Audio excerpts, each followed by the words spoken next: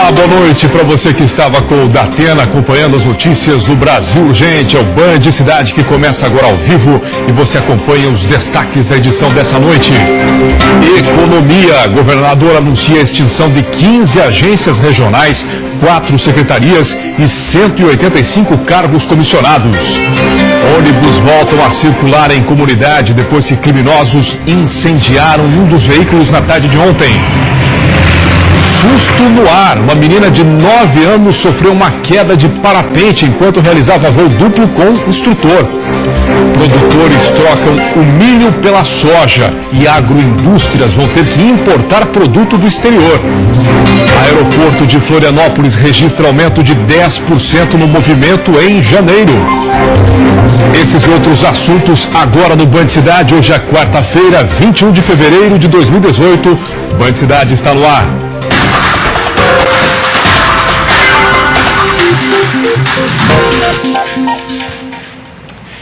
Boa noite para você, obrigado pela sua audiência, pela sua companhia. O Band Cidade está no ar a partir de agora com as principais informações.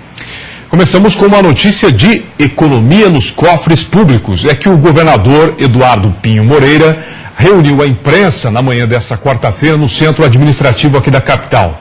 Cargos comissionados serão extintos nos próximos dias. É uma notícia que a gente quase nunca ouve, né?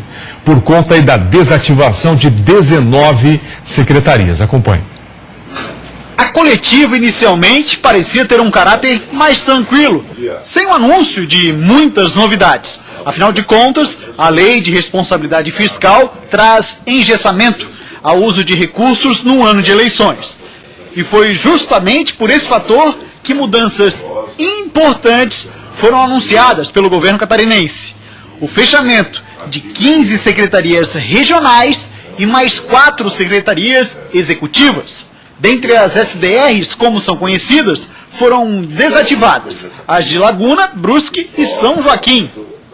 A medida foi feita por decreto nessa quarta-feira e trará uma economia de 40 milhões de reais por ano aos cofres do Estado. Isso ocorrerá, pois 185 cargos comissionados serão extintos. O momento exige esse tipo de tomada de decisão e nós estamos extinguindo ou desativando 19 pontos de saída de recursos públicos que podem ser bloqueados. E esses recursos, como eu digo, eles têm que ser investidos em áreas mais nobres. E nesse momento, saúde e segurança pública são as prioridades totais do governo. Outra notícia relevante anunciada durante a coletiva para a imprensa é sobre as obras para a construção do acesso ao Aeroporto Internacional Hercílio Luz, a recuperação das pontes Pedro Ivo Campos e Colombo Salles e a tão esperada revitalização da SC-401, rodovia de acesso às praias no norte da ilha de Santa Catarina. A revitalização seria uma obra de 40 milhões de reais, que já está licitada, a empresa já ganhadora, o contrato é feito, as obras serão feitas das 10 da manhã, das 10 da noite às 6 da manhã, por razões óbvias, senão nós vamos criar um transtorno para essa cidade, de investimento de terceira pistas de recuperação, nas áreas de subida, toda uma obra interessante. O acesso ao aeroporto, nós temos que cumprir. Imaginem vocês, os suíços entregam lá o terminal e nós não entregamos o acesso. Né? A licitação já foi, os envelopes já foram abertos, se imaginava mais de 60 milhões e ficou em 36. Então, pouco mais de 1 quilômetro, 1,2 quilômetros, 36 milhões de reais. São duas obras que nós não podemos parar mais. O governador Eduardo Pinho Moreira ainda foi questionado sobre a onda de ataques que voltou a assustar moradores da capital. O executivo, através da Secretaria de Segurança, já está tomando medidas relevantes e confirma o aumento, através de deslocamento das tropas da Polícia Militar para as 2 maiores cidades de Santa Catarina, Joinville e Florianópolis. A segurança pública, eu volto a repetir, é uma decisão de prioridade absoluta. Eu tenho um contato permanente com o comandante que assume amanhã, o comandante Araújo Gomes, e com o delegado Marco Ghisoni, além do secretário Alceu. Então nós vamos priorizar com recursos, trazer efetivos para regiões conflagradas, aumentar bastante o efetivo nesse momento e conversar com as prefeituras para termos ações de ocupação social através das secretarias de ação social dos municípios, com recursos de parceria do governo do estado. São ações além de uma ação fundamental, que é a tecnologia. Nós precisamos de ter desenvolvimento de produtos de tecnologia que nós possamos prevenir a ação dos bandidos. Pois é, o governador aí falou de vários assuntos hoje pela manhã com a imprensa, mas eu vou destacar a principal notícia, que foi esse fechamento de algumas SDRs, que são as Secretarias de Desenvolvimento Regional. No momento de queda na arrecadação, de dificuldades financeiras, não tem sentido manter tantos cargos comissionados, que são aqueles por indicação política. A decisão de cortar boa parte das SDRs já deveria ter sido tomada, bem antes, mas bem antes. Imagina quanto se deixou de economizar. É um remédio amargo para a base eleitoral, mas uma atitude que é vista com bons olhos aí pela população. O ano será difícil, com muitos desafios, e são as atitudes planejadas que vão fazer a diferença. Eu penso que se no nosso país, no país inteiro, trocássemos 100% dos cargos comissionados, que são esses indicados, por 10%, 100% por 10% de técnicos, teríamos, além de economia, um ganho enorme em eficiência no setor público. E ponto final. Os ônibus que haviam mudado a rota ontem para não passar pela Vila União após os incêndios criminosos de veículos em Florianópolis voltaram a fazer a trajetória convencional nesta quarta-feira, mas somente com escolta da Polícia Militar. A PM e a Secretaria de Estado da Segurança Pública dizem que os atos criminosos de ontem são uma retaliação a operações policiais que foram realizadas no Morro do Mosquito.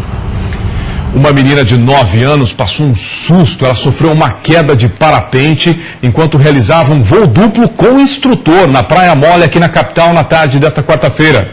A menina de São Paulo estava realizando voo duplo com o instrutor quando foram surpreendidos pela mudança repentina da direção do vento. Dessa forma, durante o pouso, colidiram contra alguns arbustos e barranco. O Arcanjo 1, o helicóptero do Corpo de Bombeiros Militar e o SAMU foram acionados e prestaram atendimento no local. A garota apresentava suspeita de fratura na região do quadril e foi encaminhada ao Hospital Infantil Joana de Guzmão. O instrutor foi atendido pelo Corpo de Bombeiros Militar da Barra da Lagoa. Torcer pela menina, né? Olha, o habeas corpus coletivo julgado ontem pela segunda turma do Tribunal Superior Federal poderá beneficiar presas que são mães ou estão grávidas em Santa Catarina. Não só em Santa Catarina, mas no Brasil todo. É o repórter Lucas Miranda, o aniversariante do dia, quem tem as informações. Oi, Lucas. E essa medida deve beneficiar cerca de 250 detentas em todo o estado. Aí está ao lado da defensora pública Fernanda Mambrini Rudolfo, que vai falar um pouco mais sobre esse pedido de habeas corpus. Doutora Fernanda, a respeito desse pedido, então, ele já foi publicado e você acredita que é algo positivo para essas detentas? Já foi publicado, sim, já foi publicado o acórdão referente a esse habeas corpus e acredito sim que se trata de algo muito positivo. Na verdade, não se trata nem mesmo de um benefício, mas do reconhecimento de um direito, porque isso já estava previsto na lei, a todas as presas provisórias que ou estão grávidas ou contam com filhos crianças, né, ou seja, até 12 anos de idade, ou com deficiência. Então, é algo muito positivo. Embora a decisão ainda permita a mantença dessa prisão provisória em determinados casos, quando o crime for praticado com violência ou grave ameaça, quando for contra o descendente ou em casos excepcionalíssimos, desde que o juiz fundamente, ou seja, deixa ainda uma brecha com a qual inclusive não se concorda, entende que pode até gerar uma certa discricionariedade, a decisão foi sim muito positiva, surpreendeu positivamente. Agora, qual que é o caminho, o que deve acontecer daqui para frente? E existe alguma garantia de que de fato vai ser cumprida essa medida? Sim, agora os presidentes dos tribunais em todo o país eles vão ser oficiados e terão 60 dias para efetivar essa medida e comunicar ao Supremo Tribunal Federal. Então, não há sequer necessidade de os advogados, os defensores públicos postularem em juízo o cumprimento dessa decisão que se estende a todas as presas que se encontram nessa posição. Lógico que é possível, né, provocar, demonstrar que a presa se encontra nessa condição, mas não é necessário, porque obrigatoriamente isso tem que ser cumprido. Como eu disse, se houver uma circunstância que o próprio Supremo Tribunal Federal reconheceu que permite a prisão provisória, mesmo nos casos de gestante ou mulher com filho, criança ou com deficiência, isso deve ser muito bem fundamentado. Olha a notícia que acaba de chegar. Juíza autoriza transferência do deputado federal por Santa Catarina para Brasília. Segundo as informações, o juiz convocado Rony Ferreira, do Tribunal Federal da 4ª Região, autorizou agora há pouco a transferência do deputado João Rodrigues, atualmente preso em Porto Alegre, para o Centro de Detenção Provisória em Brasília. Lembrando que o parlamentar ele foi condenado a 5 anos e 3 meses de reclusão, regime semiaberto, por irregularidades em licitação quando era prefeito de Pinhalzinho. A seguir, produtores trocam o milho pela soja e a agroindústria vai ter que importar o produto do exterior. Nós já voltamos com os detalhes agora às 7 da noite em ponto.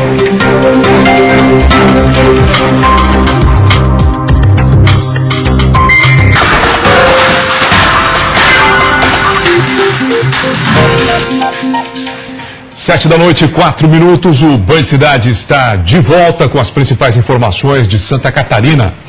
E o cadastramento para usuários da tarifa social de ônibus tem gerado, olha, longas filas aqui no centro de Florianópolis. Hoje, com o sol, a população lá em peso. A espera tem sido longa e muita gente reclama da falta de informação.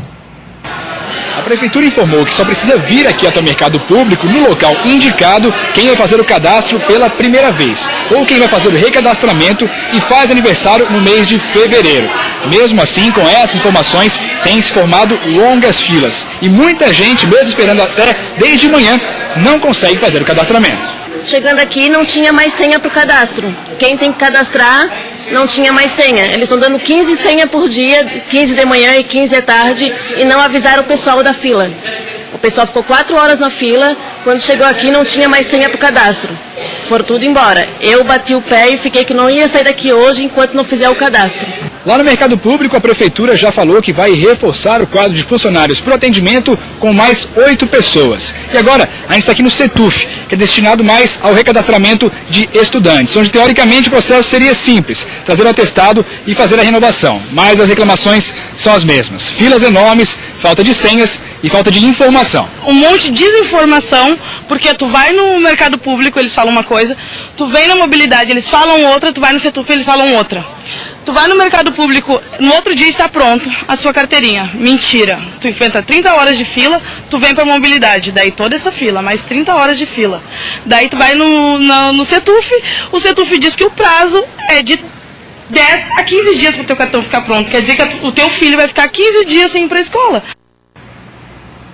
Olha, o resumo disso, falta de respeito ao cidadão, porque todo ano é a mesma coisa, né? Todo ano essa fila é registrada e as providências não são tomadas, lamentavelmente. Desrespeito. Olha, o Aeroporto Internacional de Florianópolis registrou aumento de passageiros em janeiro de 2018, né? O balanço foi divulgado nessa quarta-feira aí pela Floripa Airport. Nós temos um número que é de 438.164 passageiros, o que representa um crescimento de 10% em relação a janeiro de 2017. Os passageiros internacionais representaram 16% desse total, né? E 84% foram de voos domésticos. Com esse resultado, Florianópolis teve o segundo maior crescimento entre 20 aeroportos que constam no levantamento do Ministério dos Transportes, Portos e também Aviação Civil. Em Santa Catarina, o milho dá lugar à soja nas plantações. Com isso, as agroindústrias vão aumentar as importações. Veja. Santa Catarina deve ter queda na produção de milho na safra deste ano. A grande maioria dos produtores plantou soja em maior quantidade.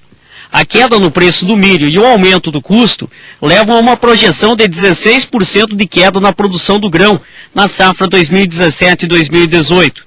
Os dados indicam que a área plantada neste ano foi 12,36% menor do que a safra colhida em 2017. Na visão, né, do decorrer da safra, embora ainda não concluída, mas praticamente bem definida já a produção, a gente vê que está sujeito a reduções de produtividades, né, em fatores como pragas iniciais, que comprometeu o estande de plantas nas lavouras e decorrência do clima. O que a gente se comenta também é que hoje as lavouras elas se tornaram bastante profissionais, né? Então os níveis de investimento, de busca de produtividade, fez com que aumentassem os custos e de certa forma esse empreendimento está exposto às condições climáticas, né? O produtor corre risco com maior valor por área plantada, né?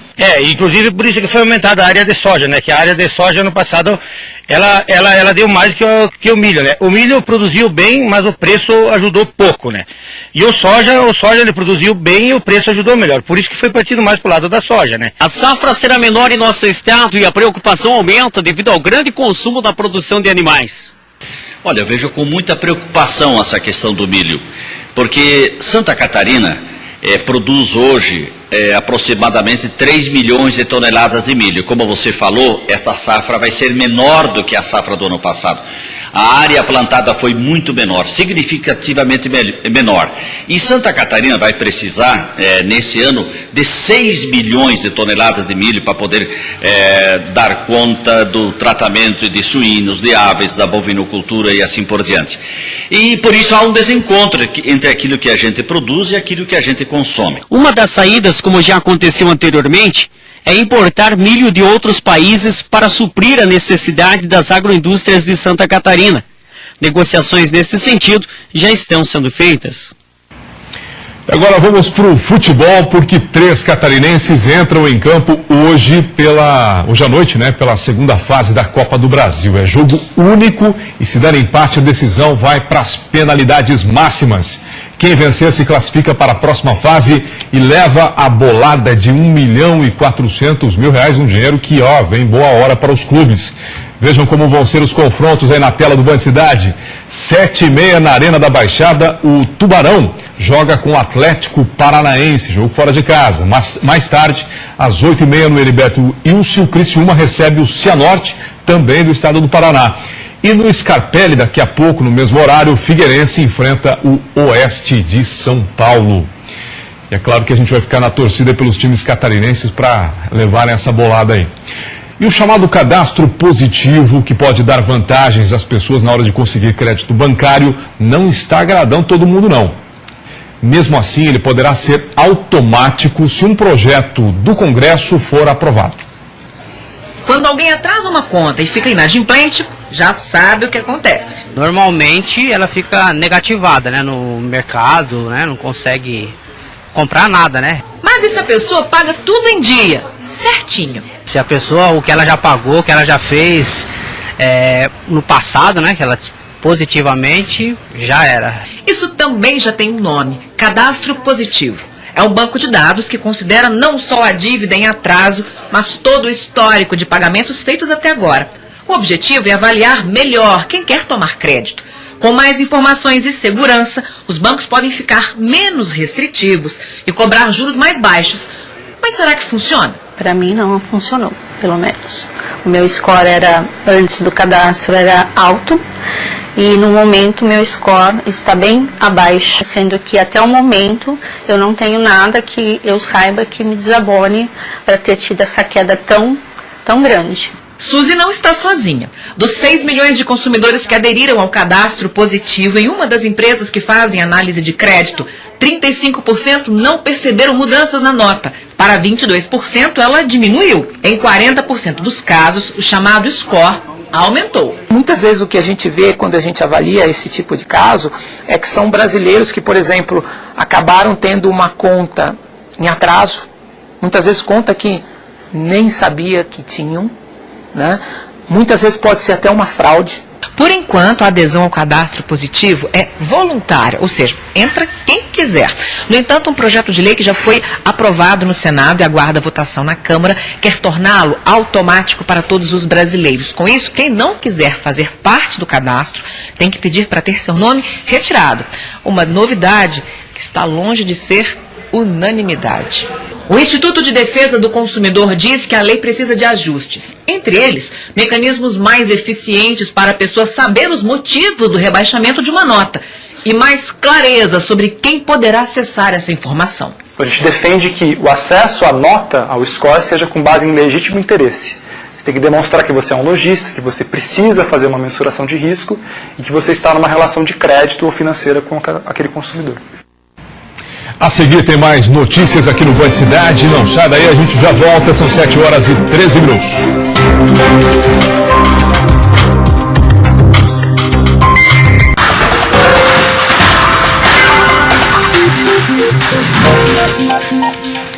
De volta com o Band Cidade para anunciar que já começa o Jornal da Band, o melhor jornal da TV brasileira. Eu vou ficar ligado em você também, não é? Os vinhos produzidos no Brasil estão caindo no gosto dos consumidores de outros países. Rótulos em inglês, espanhol e até mandarim. São os vinhos e espumantes brasileiros vendidos no exterior para milhões de estrangeiros que apreciam a nossa bebida. Paraguai, Estados Unidos e China são os principais compradores. O espumante e o vinho brasileiro, ele é muito fresco, muito fácil de beber, muito agradável. Não é um vinho complicado, né? Então, para os paladares dos jovens que estão entrando no mercado, para os paladares de pessoas abertas a novas experiências, o vinho brasileiro se adapta super bem. Em 2017, as exportações cresceram quase 50%. Conquistamos novos mercados. Hoje, o Brasil vende para 51 países. E 2018 começou muito bem para o setor. Nesta vinícola da Serra Gaúcha, o volume de vendas para o exterior só em janeiro foi equivalente ao total de exportações no primeiro semestre do ano passado.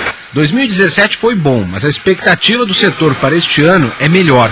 Uma das metas das vinícolas brasileiras é aumentar as vendas nos países vizinhos, porque o custo de transporte do produto é menor.